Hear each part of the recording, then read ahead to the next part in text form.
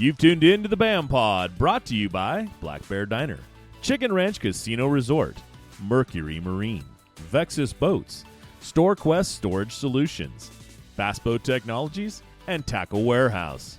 Now, kick back and enjoy the next great episode of the BAM Pod. Take the plunge and jump into new favorites at Black Bear Diner. Breakfast, lunch, and dinner, we've got you covered. Good old-fashioned family food, Black Bear Diner. All right, welcome in everybody to the BAM Pod. I'm your host, Big Ed, and on the line tonight, I went all the way down to the desert, down to Phoenix, and I'm pulling him up. Mr. Cameron Karber is on, and we're going to talk some desert bass fishing. Cameron, welcome into the show, man. Thanks, Ed. I appreciate it. Oh, man, this is great. We get to, our first kickoff this year is for the Super 60 is down in your neck of the woods. We're going to Lake Havasu, and, I'm sitting up here right now. I got my house heater on. I've got rain out there. Last week I was in snow. It's been nasty up here in Northern California. And you're down there. I call him up. I'm like, hey, can you do a show? And he's like, sure. Let me wipe all the sweat off my head. It's 90 here, man. Yep.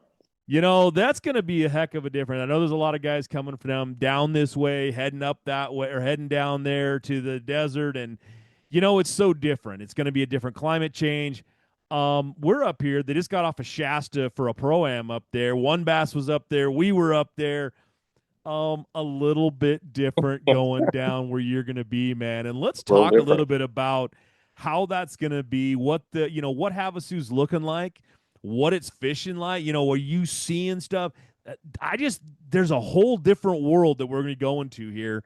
So let's talk a little bit about it, man. How's Havasu look for you, and are you excited to be fishing it? Well, I tell you what, when Mark first sent out the preliminary schedule, asking for input, he had, I think he still had, it just was going to be a Colorado River impoundment for the first event in March, and then a couple other events up north in Pacific Northwest area or whatever in June, July, August, and then another one in the fall. And it was unbelievable for me because here I get to start off the season in my own backyard on one of my own lakes, and then I get to avoid the heat of the summertime by going up to the Northwest for the remainder of the season. It's unbelievable. So yeah, am I looking forward to it? Most definitely. I'm not sure I could have crafted a better schedule had I done it myself. So it is definitely going to be different the way you are doing this. I know that desert fishing is so much different. I mean, the last time we were down there, we're Lake Mojave. Yeah. I don't get to go out on the water much. It's more of they're doing the filming, that sort of things. But I get to walk down. I just walk down to the docks right there, walking around, and it's like I will never forget one of the gentlemen comes up there and he's like, oh, if it wasn't for these Costa Del Mar sunglasses, I wouldn't be able to see any. I wouldn't have done it. And I'm like, yeah, that's great. You needed to see 70 feet down because you can see 35 and 40 feet down in that water when you're out there. Is Havasu the same way? Is it that clear water? Havasu is a little more dirty than Mojave is. Havasu's got a little more sand, and Havasu's got a little more vegetation to it. It's one chain up on the river. So most of those river impoundment systems go. There's more nutrient rich or nutrient dense water in the upper impoundments than there are in the lower impoundments. But Havasu is kind of different because it's really shallow, and there's a lot of vegetation that contributes to a little bit less in the water clarity there. So yeah, we can see the bottom in places at Havasu, maybe down to 8 or 10 feet. Not much deeper than that in most places. You won't get the clarity like you do at Mojave, where you really can see 30, 40 feet of water. Oh yeah, you can. Yeah, but. Are there, I guess, one of the things that a lot of the guys were talking about on both Mojave and on the Colorado, or not the Colorado, the Colorado River. We were down there when we were up at I'm trying to name it, the first one we went to over there. Martinez. Martinez, Lake Yep. Martinez or Martinez, the river right there. Yep. There's a lot of mussel issues. They said, you got to be really careful with your line. You got to watch, when you're getting around some of the trees that were down in there or some of the rocks and that sort of thing. They're everywhere. Is that the same Yep. thing as in Havasu? There's mussels there, and yeah, you'll run into them every once in a while, but day in and day out, you'll generally not have them be a factor in your fishing. So, Okay. well, and again, that depends on your style of fishing too. You take a guy that's throwing the egg beaters and the fairy wands around all day, and he's probably going to be a little bit more tangled up in the muscles than the guy that's throwing moving baits. Yeah. Okay. But yeah, Havasu is unique in the as the river impoundments go because it's most of the bass in that lake probably don't live any deeper than 10 or 15 feet ever. Wow. They just don't have to. It's the Havasu fish is a lot different than when I was a young man. We have we have a lot of habitat that was added to that lake that's really sustained an impressive largemouth population. And we've had the addition of smallmouth into that fishery now. When years ago there were no smallmouth, and there were very, very, very few largemouth. And Havasu was a place where you could go, and if you caught a limit, you were going to get a paycheck, and if you caught 10 pounds, you were probably going to win. And Wow. that's how that was most of the time at Havasu. So it's not quite like that anymore. No, it's gotten better, I'm guessing. Oh, much better, much better. I'm going to say that when we get there in a couple of weeks, as far as the weights go, you're probably going to need I don't know, maybe 18 pounds a day, Wow. maybe a little bit better than that to make top five in weight each day. So a combined total of 2 days, you're probably looking for 36 pounds to make the cut. As far as keeper count goes, I'm going to say that the right guys that are doing the right thing are probably going to catch 20 a day. So, 40 over a couple of days and 36 pounds over a couple of days is what we're going to be looking for to be able to fish on Sunday. Wow. That's impressive. I mean, catching 20 fish in a day is, yes, we've had places where, had better places that done that, Right. but that's still a lot of fish to be catching in a day out there and doing well. It is. Is it such a thing that keeper count? I mean, I guess, how do I ask that better? Going into that, is Mm-hmm. keeper count something that you would focus on more than weight, or would you go for just weight? That's a really interesting question, and I've had some behind the scenes with Mr. Bray over the past couple of weeks about Mm-hmm. that. This is one event where I'm not a keeper count guy. I never have been. But going into this event, for me, it will be all about keeper count. I will 100% save every large fish that I know how to catch on that lake until Sunday, should I make it to Sunday. But the lake doesn't handle pressure very well. That's one of those things with shallow fish. They just don't. They're just not as plentiful, and the ones that are there just don't handle the pressure very well. And so you really you've got to spend your time both in both days before the final day managing those fish. So when you talk about pressure, Yep. one of the interesting things, we talked a touch about this before the show. We're going to be down there. We're dropping 70 something boats on the water, basically. Mm-hmm. Yep. But there's this other little phenomenon going on down there. And I know that it lasts for a long time and maybe the fish can, but we're going to be right there during spring break, and there are We are. going to be a lot of action on the water. This is There going will to be. spring break is down there. There's a lot going on. How is that overall going to affect the fishing? And does that play into when you talk about pressure, is that Right. part of the pressure, or is it they're just used to that every year and they're just like, hey, they're up there partying too? This is tis the season. The bass are going to be Right. up there partying too, and for the guys that think, wow, this is a typical clear desert impoundment where I'm going to go find all the fish that are up spawning. It's going to be real easy to see them in the clear water, and I'm just going to go have a heyday. They've got another thing coming. The like I said, the pressure from the fishermen is one thing, but like you say, with the spring break crowd there, there's a lot of boat traffic, and they can have different areas of that lake just like a bathtub, Yeah. and most of that shallow water will get dingy really quickly. So the hot ticket is you better get after those easy sight fish first thing in the morning, because as soon as the hangovers are over and the other guys are out on the water, look out. Those fish just won't be as easy to see.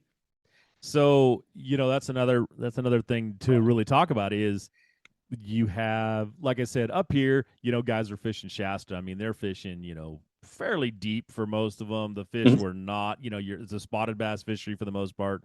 Lots of largemouth were caught too as well. Mhm. But nobody, and I mean nobody, was looking for bedfish. Right, You're talking right. about 90-degree weather down there. You're talking about great Oh stuff yeah. going on. It's going to be clear. Most of the guys were saying the water temperature up here was in the 50s.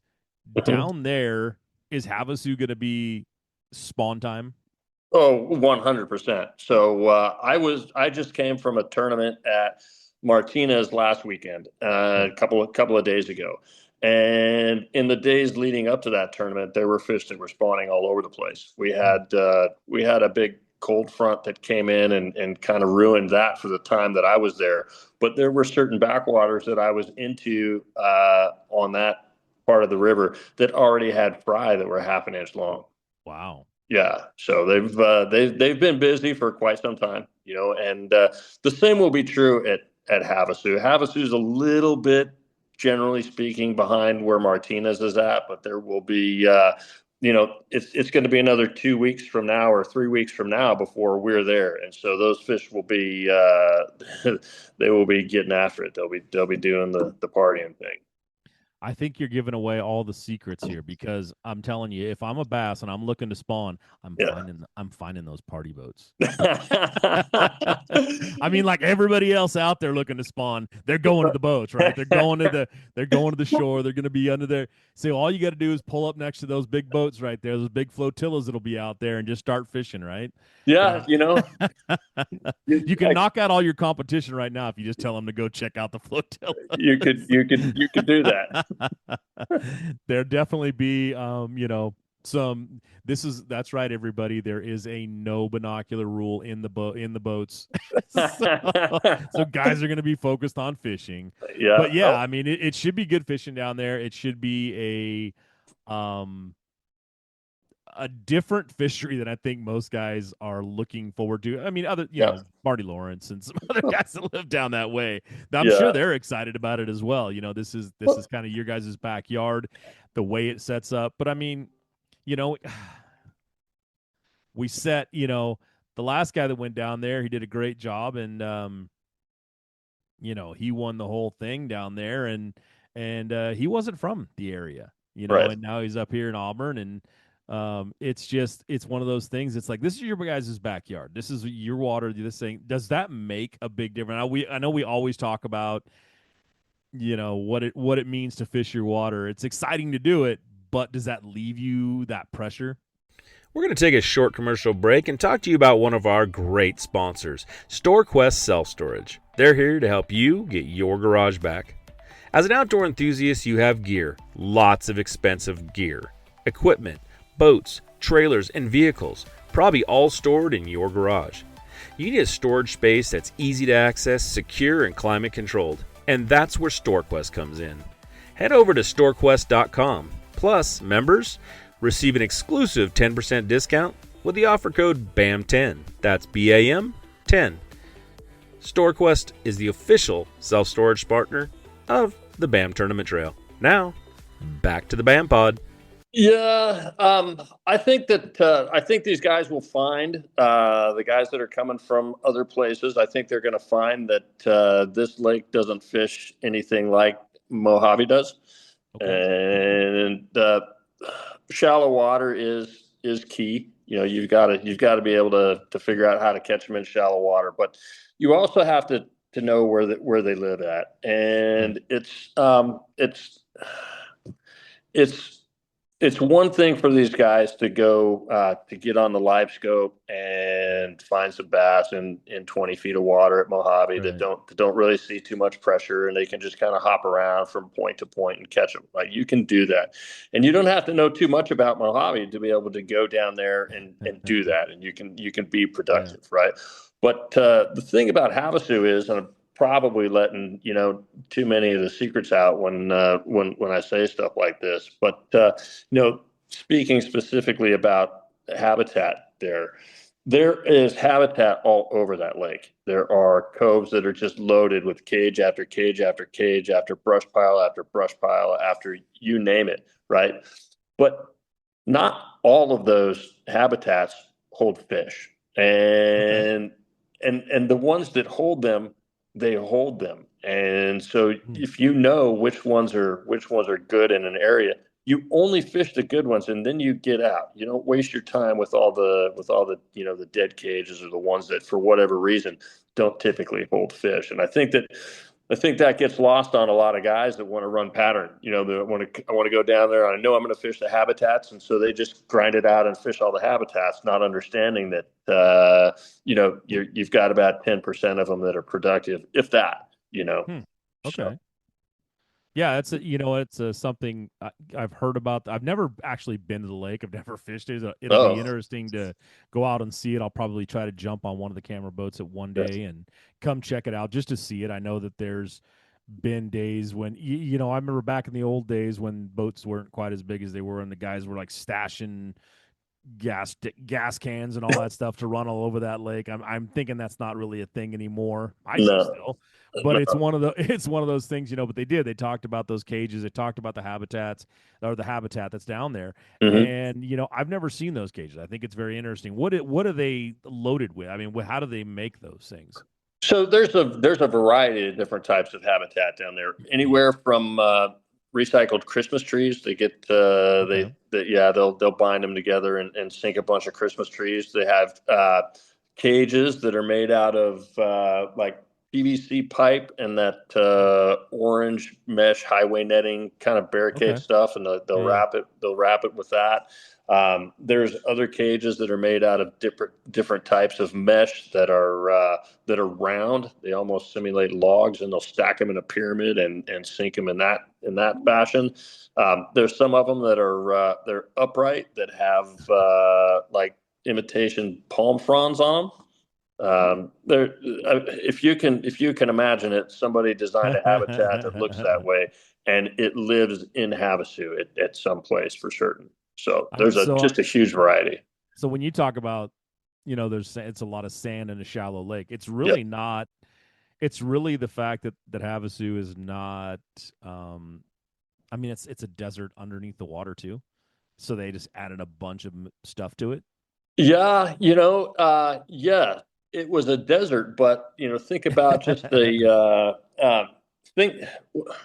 There's also a bunch of trees in Havasu. That's also Okay. kind of counterintuitive for what a person might typically think of a desert lake. But there's a lot of trees in there.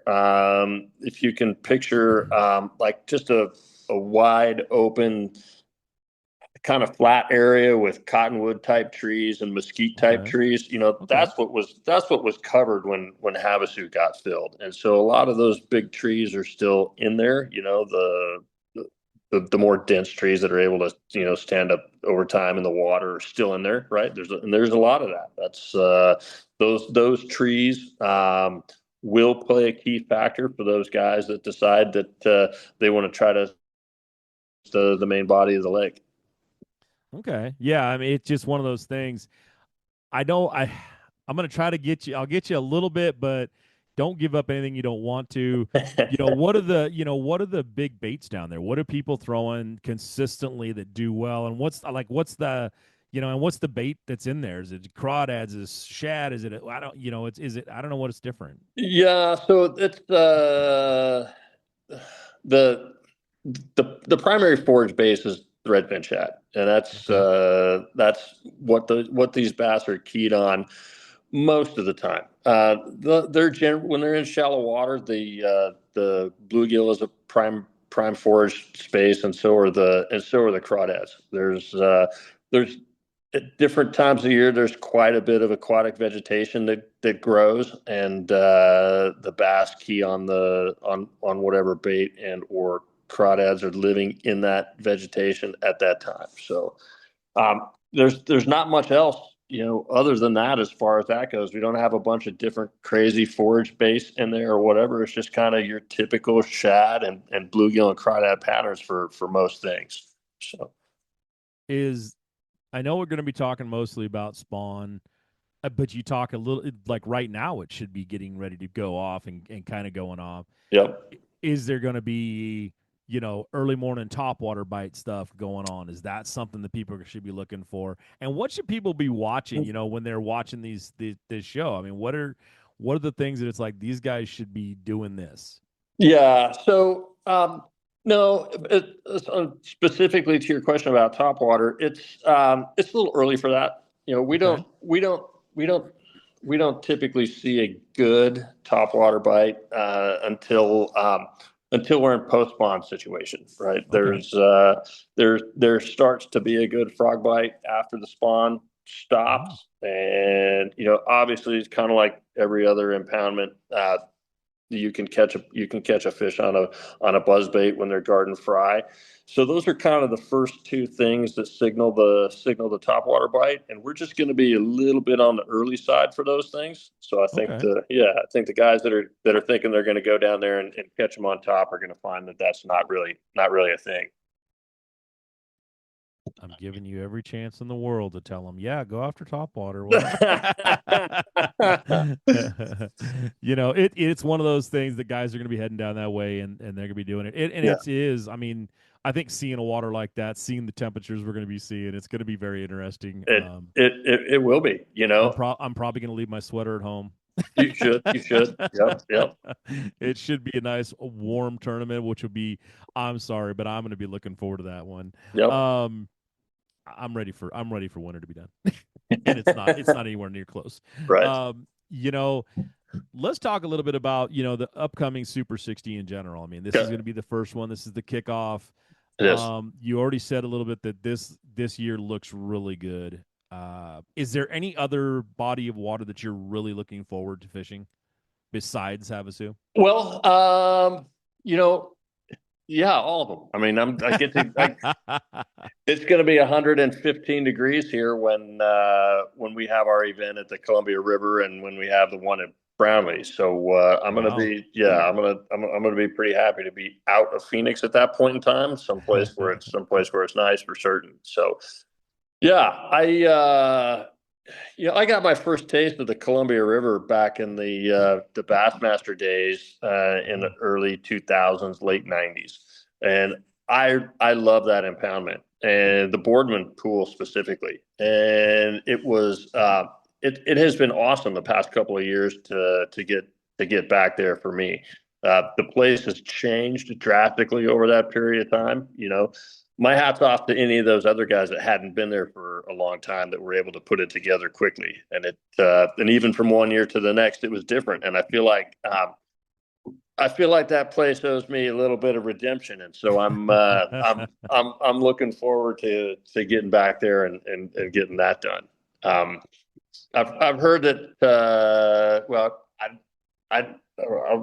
I'll, I'll stay away from the rumors, but I'm also looking forward to Brownlee. I haven't been there before. This will be one of the few places that's a great distance for me. Where I will actually spend a little bit of time before the off limits period, just getting up there to run around and check it out. So, but for us that have been doing this thing and playing this fishing game for a long time, it's always awesome to get to go to a new place. Yeah. That's when you get stuck on the same old waters, day in and day out and whatever, it just it's not necessarily a challenge anymore, and it's fun to go. It's fun to go learn a new place where it just takes you right back to ground zero and really lets you go attack it in a new way. And so I'm really looking forward to Brownlee in that regard also.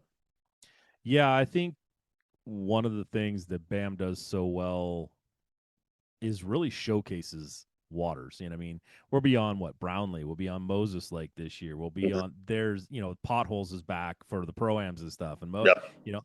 there's so much diversity that people are seeing on the West Coast. I think, everybody's always seeing Clear Lake and the Delta, Clear Lake and the Delta, Yep. Clear Yep. Lake and the Delta, oh, Yep. Folsom, Yep. oh, Shasta, Clear Yep. Lake and the Delta, Clear Lake and the Delta, Yep. and that's Yep. over and over and over. And I think, seeing Havasu, seeing, Mojave, seeing Martinez, seeing, Hmm. Brownlee, seeing Moses, seeing Columbia. I think the Columbia River has been the one that so many people, whether we go out of the Boardman pool, whether we go out of the next pool up, I'm trying to Tri-Cities, Hmm. it's people are just excited to go up there. And I'll tell you what, I had never really experienced it till I drove up there with Mark, bringing the trailer up one time. We went out there and fished, and I was just I go, now I know what everybody's talking about. This thing is ridiculous. Yeah. It's like, wow, I've never been, I just don't want a simple whopper plopper around. And it's like, Sure. that's a lot of fish that I just caught and missed all in the same cast. Yep. So I really get what people are saying when they say they want to go up there. And I think it's going to be interesting because I hear that, when potholes came, I mean, guys were talking about how good that fishery was. Even Hmm. after they fished it, and it was kind of a little bit of a lackluster tournament, like guys didn't really do as well as they felt like they could do. They still Hmm. want, they're like, I got to get back to this. I got to do this again. I know what I missed this time. I Yeah. feel like that's some of the things that, BAM has really done. And seeing some of the waterways and seeing the way it's it's setting up. Mark has got this thing dialed in that we're showing off a lot of different areas and a lot of different waters on the West Coast. Yeah, and what's even more important about that to me is when Mark first approached me about the BAM tour. That was one of his main selling points to me was we're going to go to some of the places that are maybe a little bit more off the beaten path, maybe places that you haven't been to before. Places where there's a little bit more community engagement, and that kind of thing. And it wasn't just that Mark said that we were going to do that; like he's delivered on that, and that means a lot to me. It wasn't just words about going to check out these cool new places. It was action behind it, and I appreciate it. I love it. I can't say anything better about it. So.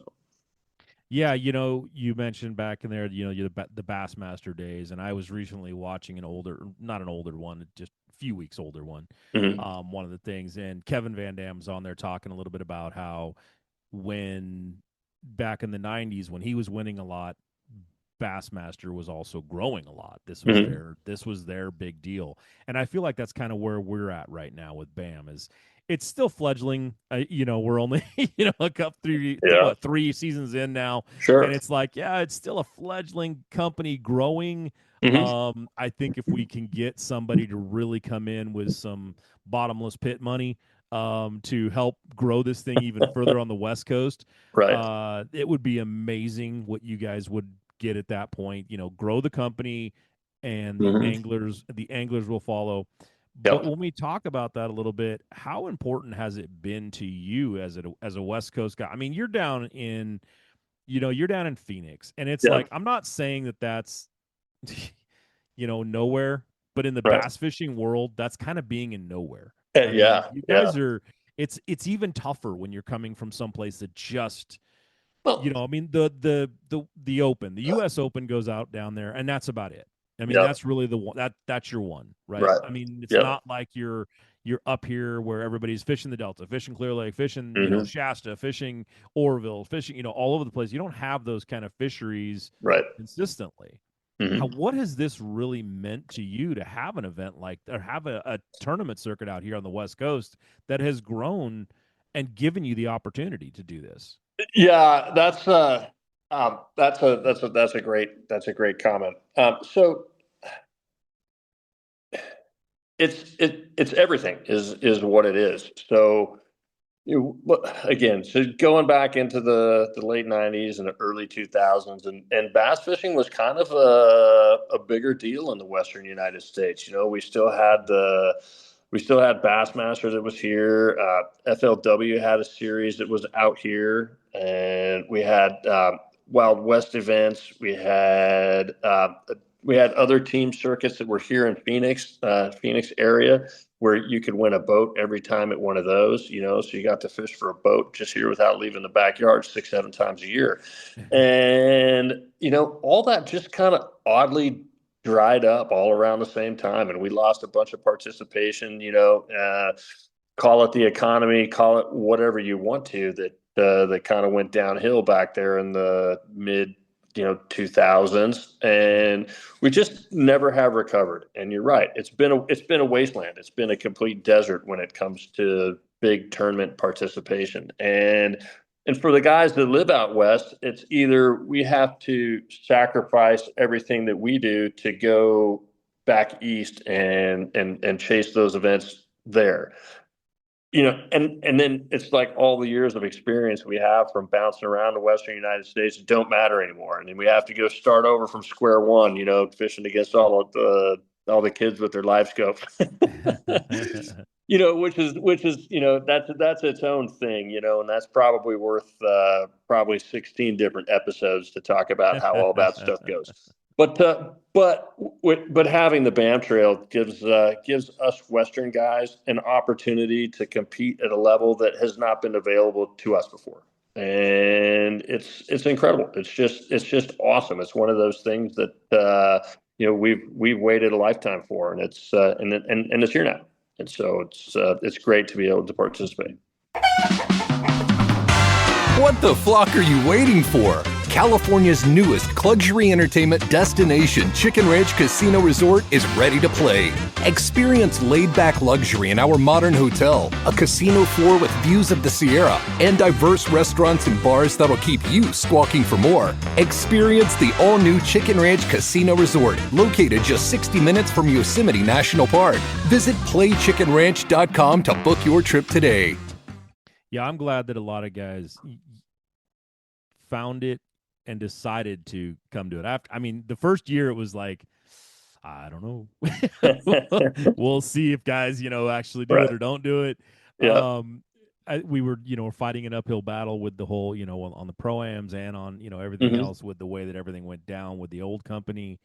But I really like seeing that the guys have shown up. Now it's like I said, now we're just looking for that corporate, that corporate stuff. It's like, come on out. Yeah. See what's going on the West Coast. I think the opportunities. You're fishing a tournament circuit right now where if you win one of these things, you walk out of there with $50,000. I'm not saying that that's a great living, but for some people, in this country, that's a living. That is what they make in a year, and you made it in 4 days. Yep.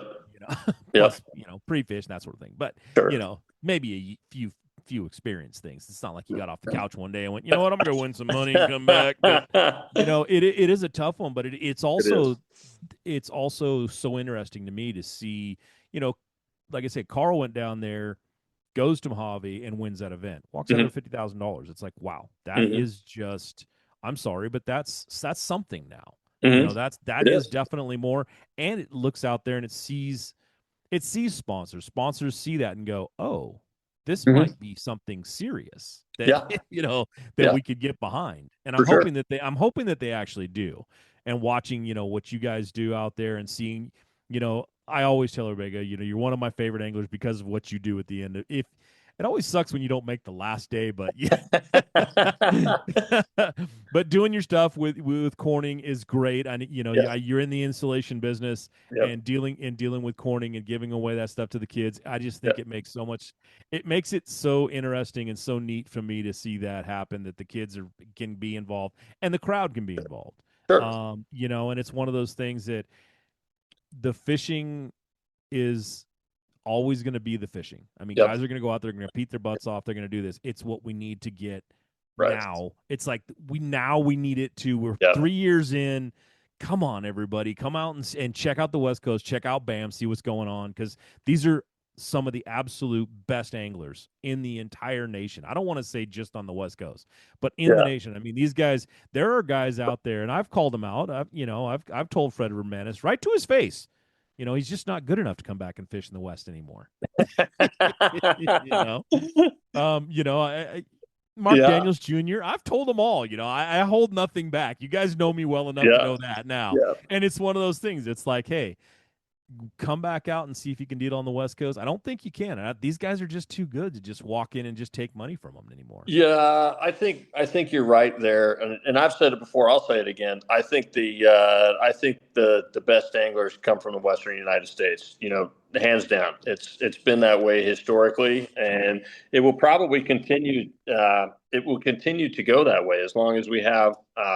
As long as we have national level events where guys are able to compete and qualify and move into, other events back east, the guys that come from the West will consistently excel. I mean, look at Aaron Martins and look at Brent Ayler and look at Dean Rojas and Skeet Reese and like all the guys that came from the Western U.S. back in the day. They all went out there and just dominated immediately. It wasn't like they needed a few years to cut their teeth and get going. They just went out there and they just flat out got it done. Yeah, and a few of them have come back. I mean, we've got a few guys fishing with us out here. We've got the Ishman Rose. Greg Gutierrez. People forget. It's like Greg Gutierrez. He's a Bassmaster Classic qualifier as well. Ishman Rowe fishing with us. We've got. What's that one guy? I don't know. Brent, I don't know. He's in there somewhere. Bryant something. He's in there. Bryant Smith comes out here and he's doing well.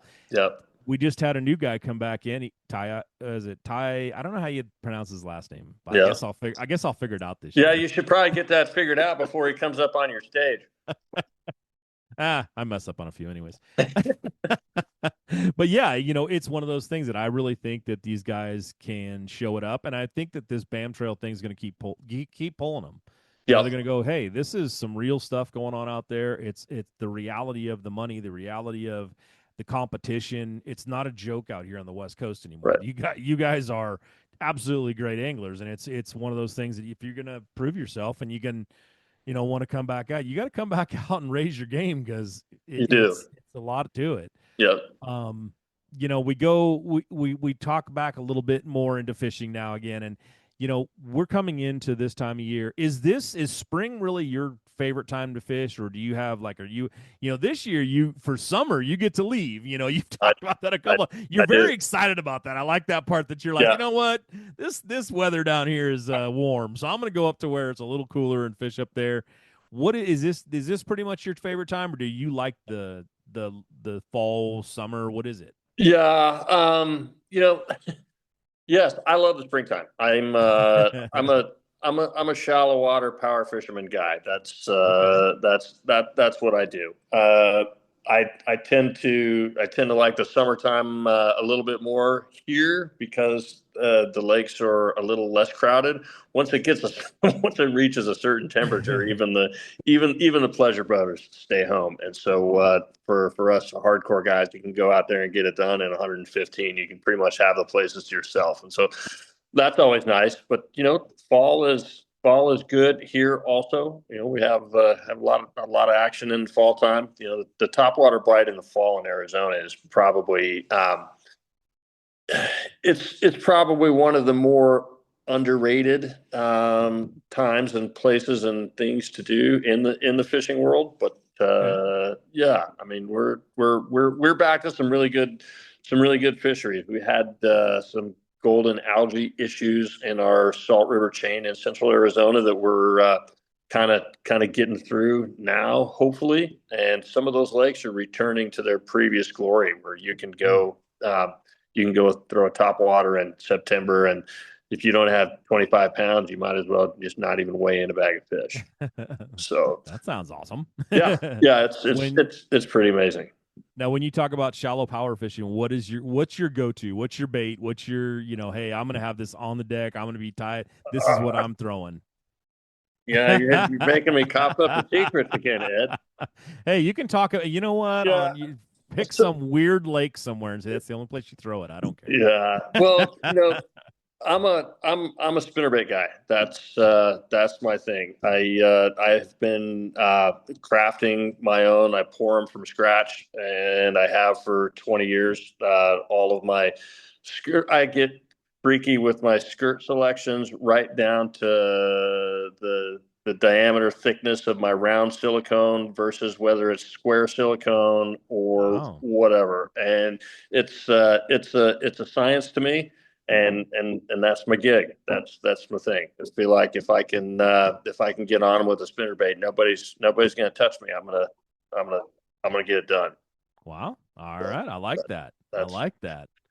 I know, so. you know, I've talked to, now I got the walrus out there. And, you know, he talks about being, being such a jig guy. Mhm. And, Yep. I know that he said that from the desert too. He goes, he goes, I love sitting there with a jig in my hand and and doing that sort of thing. And when you talk Yep. about, so it's such a weird, Marty, it's such a weird contradiction. It's like he likes to just sit there and throw that jig and just loves moving that thing and making it Mhm. work and getting those fish. You're talking about a spinner bait and you got to have it just right, just dialed, the right this, the Yep. right that to make it work. But when you get on it, you're going to be going, you're good Yep. going on it. How is this thing setting up for you? So the um this period of March is going to be just about when that spinnerbait bite starts to get good.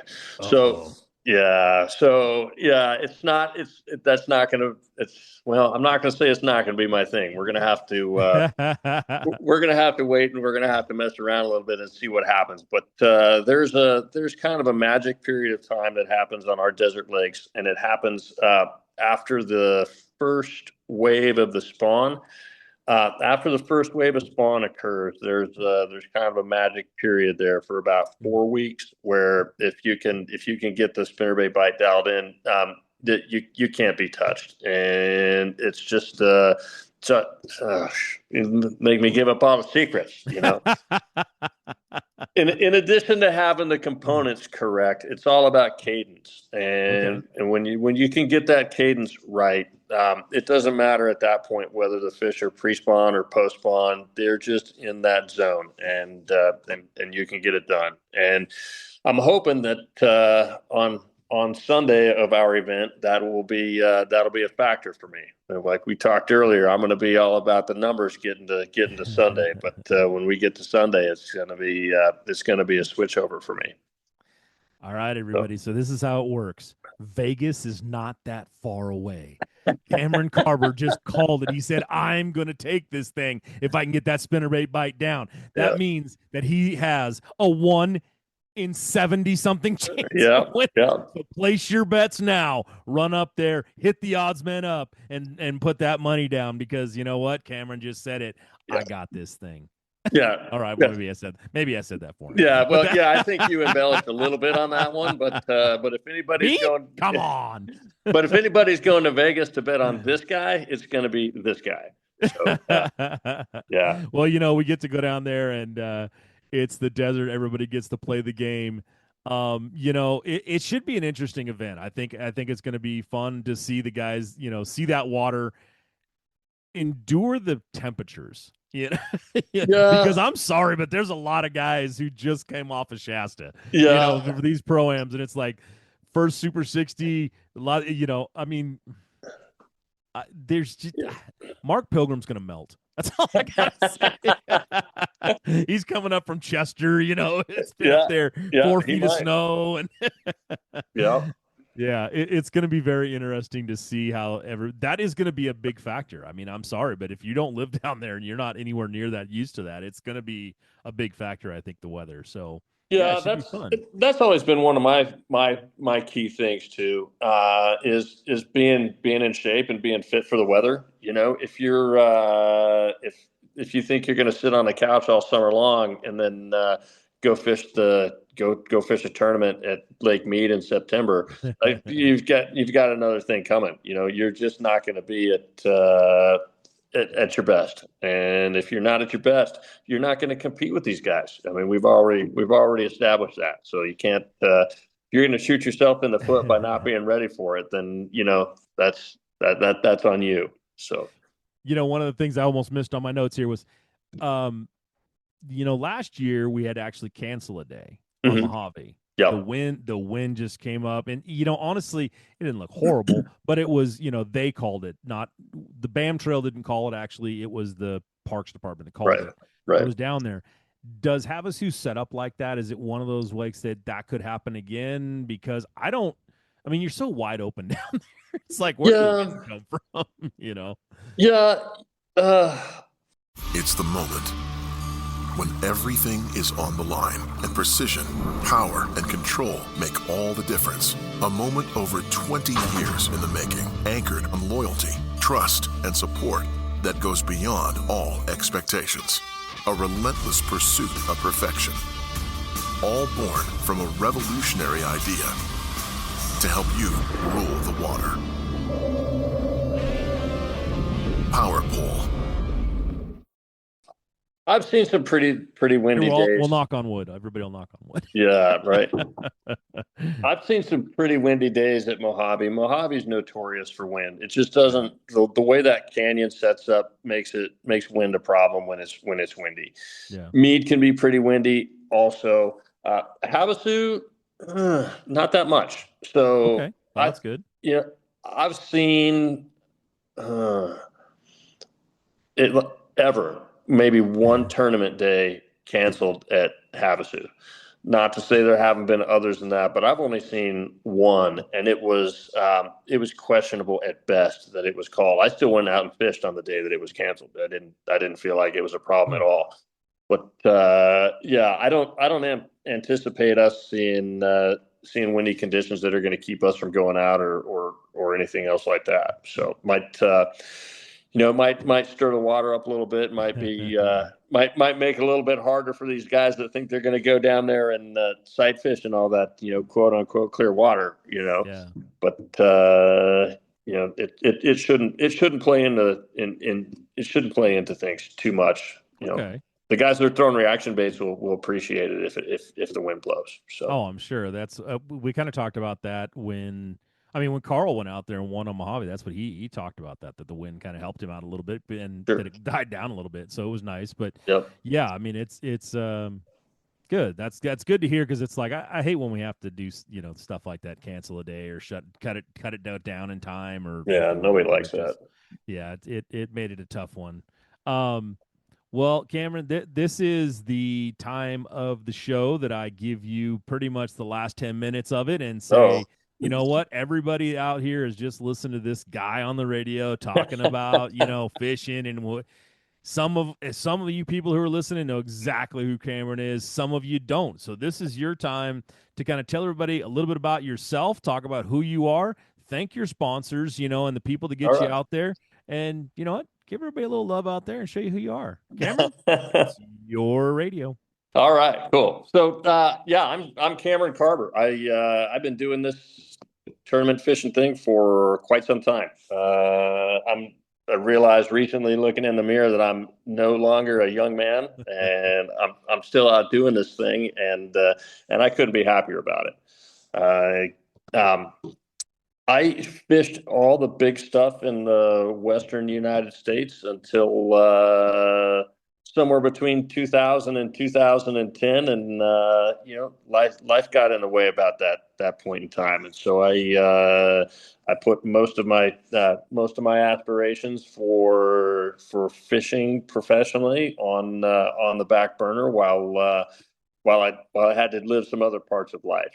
And the past a couple of years ago, my son said, "Dad, let's go fishing." So we did. Got a new boat so I could take the kid out fishing, and it didn't take very long before the kid was out of the house, and now it's time for me to get back in the game. And so it's been quite the learning experience for me. I'm an old dog, and there's nothing out there but new tricks. And so it's been eye-opening, and it's been interesting, and it's been a challenge, and it's been rewarding all at the same time to get back in the game. Because like we were talking earlier, these guys are good.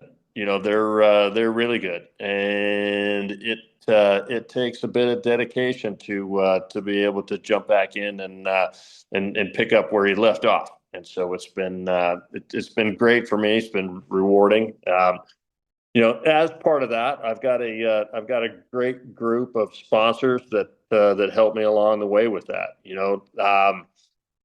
Most of you guys that know me have seen me at the BAM Trail events with the Pink Panther on the stage. Pink Panther is the Owens Corning mascot. Owens Corning does a bunch to help me out and keep me fishing and doing what I love to do. And I appreciate the opportunity to be able to engage with the audience and do my thing with giving the Panther to the kids at each of those events. And I feel like it's a positive thing for the industry. It's a positive thing for the audience, and we just love doing that. I have an incredible crew at Dynamic Fabrication that also keeps me fishing and also keeps me on the road and patches up my holes when I need them and gives me the trick stuff that I need when I need it. And I have MacArthur Company that does a bunch to keep me on the water. Those guys for building materials, insulation products, roofing materials, lumber, sheet metal, whatever you have in your neighborhood. If you're not getting it from MacArthur, you might be missing out on a really good relationship there. They're some of the best people in the business, and I don't care to do business with too many other people aside from those guys. They're just great, just absolutely great people. But that's my crew. I have an empty house now, and so I don't have these responsibilities that keep me home all the time. So it gives me a little bit more opportunity to be on the road and travel again. And so having the BAM Trail here right now matches up with what I have going on perfectly. I love it. I love the opportunity, and I can't wait to see what it turns into. It's if it's just a couple years off the ground right now and it's come this far, it's going to be pretty impressive to see where things go. So that's my story, and I'm going to do it. So that's Cameron Karber in a nutshell. I that's like it. That's it. It is fun when you get up there on the stage. It is great. It's a great part to see. I love the whole thing with it. I loved it when it first came out, and I still love it to this day. I think it's great. Yep. I'm glad they're a part of it. Yep. By all means, yeah. If you're out there listening, come be a part of the whole BAM Trail. Yeah, absolutely. We'd love to have you out there. Is Havasu a good setup? I mean, if you're going to be coming out there to view it, I mean, there's going to be a lot of people around anyways, right? So, hey, if you want to come out and watch, we're going to be down there on the Delta on the Havasu down there. It's going to be on the river, and where can people come watch that event? So what launch ramp are we using at Havasu? I wish I knew. I'm the last person to know. Okay, well, I'd love to give a big plug for whoever we're going to support over there. But if it's at Windsor, Windsor is it's a good public area to get into. It's pay for parking, so you have to you'll have to shell out a couple of dollars to get down there. But it's a great facility with a ton of parking and a couple of different docks and restrooms or whatever it'll be. It makes for a great place to set up stage, and there's lots of traffic from just the general public, and it's a really great place. There's another the Havasu Riviera. It's a new marina location that's privately held. They do a bunch for fishermen there.